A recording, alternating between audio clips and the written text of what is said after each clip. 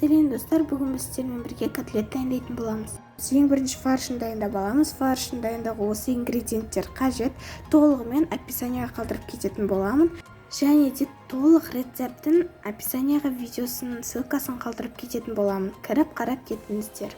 Фаршымызды дайындап болғаннан кейін осылай котлетімізді видеода көрсетілгенде қалдыртып жасаймыз. Содан кейін сыртын сухаримен жасап шығамыз.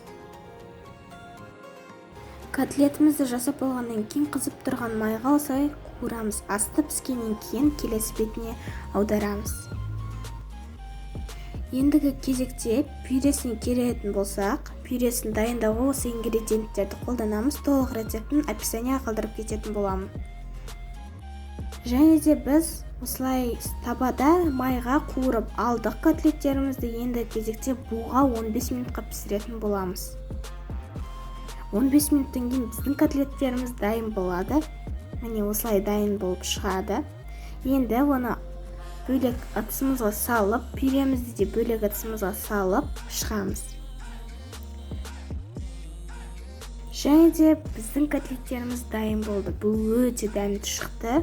Міндетті түрде жасап көріңіздер. Егер бұл видео сіздерге ұнаса, лайк басып, комментарий қалдырып, каналға тіркелуді ұмытпаймыз. Астарыңыз дәмді болсын.